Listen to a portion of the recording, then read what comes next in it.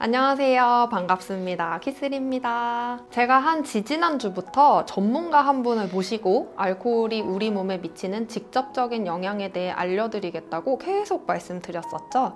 오늘이 바로 그날입니다. 개인적으로 진짜 너무나 팬인 닥터 데니 선생님을 모셨는데요. 김키스리 구독자 여러분께 간단하게 인사와 소개 부탁드립니다. 저는 닥터 데니라고 하는 유튜브 채널을 운영하고 있고요. 그리고 뭐 뇌라든가 혹은 식이에 대해서 소개를 하고 있는데요. 시간을 마련해 주셔서 좋은 시간을 가져보도록 하겠습니다.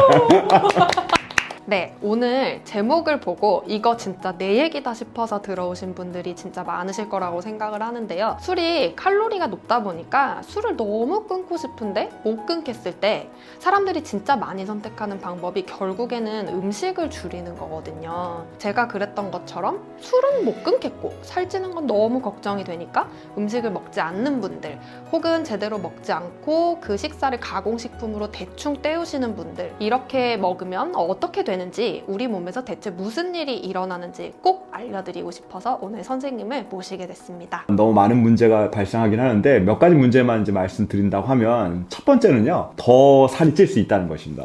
음식을 잘 안 먹는데 더 찐다는 게 언뜻 이해는 잘 되지 않거든요. 맞아요. 그래서 음식을 제대로 먹지 않으면 당연히 우리 몸에 필요한 필수 영양소들이 이제 부족해지기 때문인데요. 그러면서 이제 벌어지는 문제들은 상당히 다양합니다. 아시다시피 우리 몸의 해독을 담당하고 있는 곳은 간인데요. 그 간은 해독만 하는 게 아니라 영양소를 분해해서 몸에 에너지를 공급할 수 있는 중요한 장기입니다. 간을 이제 이렇게 공장이라고 생각하시면요. 공장에 이제 음식이 들어오면 음식을 분해해서 영양소로 일단 저장해 놓습니다. 네. 그리고 이제 그 영양소를 가지고 에너지로 사용하기도 하고 몸을 잘 유지할 수 있도록 하는 거죠. 근데 술이 주로 들어오게 되면 알코올을 해독하기 위해서는 그 해독에 필요한 여러 영양소들이 필요한데 이미 아까 저장해 놓은 영양소들을 써서 바로 쉽게 고갈이 됩니다. 그래서 제대로 음식을 먹지 않으면 이 해독에 필요한 영양소들이 바로 바닥이 나고, 그리고 심지어 모자라기까지 하게 되는 거죠. 그래서 영양소 부족으로 해독을 더 못하게 되면서 공장에서는 이제 알코올로 인한 폐기 물질뿐만 아니라 해독이 되지 않은 물질들이 몸 여러 곳을 돌아다니면서 같은 활동, 같은 시기를 해도 에너지를 잘 소비하지 못하게 되는 거죠. 그래서 에너지를 실제로 쓸 수 있는 게 저하되게 되면서 몸은 점점 더 살이 찌게 되는 체질로 바뀌게 되는 겁니다. 그리고 이제 제가 생각하는 두 번째 문제는요, 저혈당 위험이 올 수도 있는 것인데요. 간이 알코올을 분해하는 동안에 간의 기능이 이제 제한적으로 되면서 포도당을 생산하는 간의 능력에 이제 제한이 생깁니다. 공장에 술이 들어오게 되면 일단 모든 공정을 멈추고요. 우선적으로 이제 술부터 분해하게 돼요. 그래서 같이 들어오는 음식들이나 술에 포함되어 있는 당은 공장에서 일단은 밀어둡니다. 그래서 이제 알코올이 어느 정도 분해되고 나서 술의 탄수화물을 이제 직접 분해하게 되는데요. 그 후에 이제 당이 오르게 되는 거죠. 술에 있는 당이 확 오르게 되면 인슐린도 나와서 그 당을 처리하게 되는 거죠. 근데 인슐린이 딱 정확하게 요만큼 정도만 나오면 너무 좋은데. 그럼 고맙죠. 너무 고맙죠. 근데 인슐린이 너무 많이 분비가 되면서 당이 실질적으로 더 많이 처리가 되고, 저희가 항상 우려하는 이제 저혈당 구간이 생기게 돼요. 그리고 이제 통계로도 알코올 중독이 있으신 분들의 95% 이상이 저혈당 문제를 겪는다고 하는 그런 보고들이 있습니다. 저혈당 증세는 저도 되게 많이 겪었어요. 대표적인 증세가 물론 금단 증상이기도 하지만 제 경우에는 몸이나 손이 떨리는 건데, 제가 수전증이 정말 심했어요. 그리고 몸 속은 막 천불이 나듯이 뜨거운데 살이랑 손발은 진짜 너무 차갑고 춥고 막 너무 어지럽고 가슴이랑 명치 있는 데가 막 되게 아프고 그랬거든요. 저혈당은 그 자체로도 이제 위험하지만 이미 겪어보셨고요. 그리고 저혈당으로 인해 도미노처럼 벌어지는 일들이 저는 훨씬 더 위험하다고 생각을 합니다. 그래서 저혈당이 있으면 부족한 당을 메꾸기 위해서 이제 스트레스 호르몬 반응이 일어나요. 코티졸의 분비가 증가되는데요. 아까 제가 이제 말씀드린 것처럼 공장에서 저장 창고에다 이제 영양소를 이제 저장을 하잖아요. 근데 이제 그 영양소의 저장 창고를 열기 위해서는 열쇠가 필요한데 마치 열쇠 같은 역할을 하는 거죠.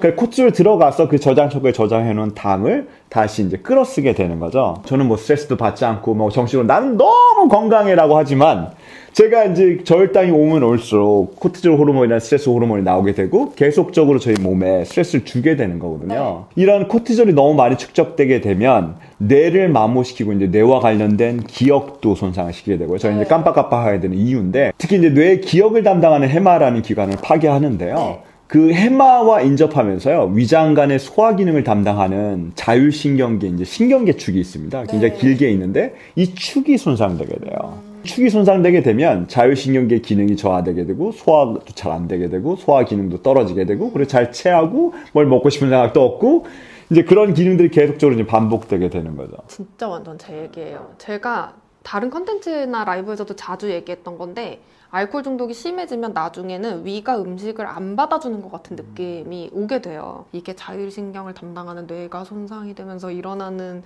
일이라니까 조금 무섭기도 하고요. 선생님 근데 듣다 보니까요. 저혈당 증세가 있으면 코티솔 분비가 증대된다고 하셨잖아요. 사람들이 나는 스트레스를 해소하기 위해서 술을 먹는데? 이렇게 얘기를 되게 많이 하신단 말이에요. 제 채널에도 나는 술을 어느 정도 먹어줘야 하루의 스트레스가 날아간다. 이렇게 말씀하시는 분들도 진짜 많으세요. 술을 마시면 반짝 스트레스가 해소되는 느낌도 들긴 들잖아요. 그럼 코티솔이 안 나오는 거 아닌가요? 스트레스를 해소했다고 느끼니까. 이제 순간적으로요. 술을 마시게 되면 이제 도파민이 분비되고요. 네. 그리고 이제 즐거운 기분 상태를 느끼게 되고 그리고 이제 그러면서 이 도파민이 보상적으로 이제 술을 계속 많이 마실 수 있도록 하는 거죠. 네. 근데 실제로는 도파민이 나온다고 해서 스트레스가 해소가 되는 건 아니고요. 술 마시고 나서 아침에 그 무력감과 그리고 숙취와 그리고 스트레스는 여전히 있는 그 상황들, 해결되지 않는 상황들 분명히 다 경험하실 생각되거든요. 맞아요. 그래서 이제 이때 고민해봐야 되는 게 우리가 이제 스트레스 문제를 생각할 때는 네. 정신적인 스트레스만 이제 생각을 하시는데 네.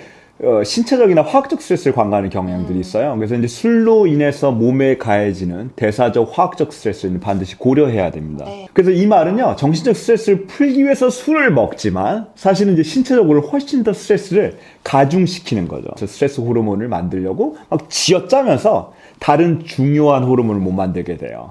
이게 무슨 소리냐면요. 모든 신체 내 호르몬은요, 콜레스테롤 지방을 통해서 이제 만들게 되는데, 네. 스트레스 호르몬을 만들거나 아니면 다른 필요한 성 호르몬을 만들게 되거든요. 네. 그래서 이게 저울질처럼 마치 이제 균형을 맞아야 되는데, 스트레스 호르몬으로 너무 많이 만들게 되면 다른 호르몬을 만들 여력이 없는 거예요. 남는 게 없으니까. 네, 남는 게 없으니까요. 그래서 이제 다른 성 호르몬의 부족 문제를 겪게 되면서 특히나 이제 여성분들은요, 생리 문제라든가 월경전 증후군을 겪게 되고 자궁근종이나 혹은 여성 호르몬 문제, 심지어는 이제 암으로도 발병할 수 있어요. 그래서 남성분들은 뭐 무기력하거나 혹은 성욕을 포함한 모든 의욕이 저하된 거. 그래서 이 모든 게요, 내가 스트레스를 해소시키려고 마신 술이요. 네. 결국엔 내 몸에 스트레스를 주면서 시작되는 이제 만성 질환의 시작점이 술로부터 시작되는 거죠.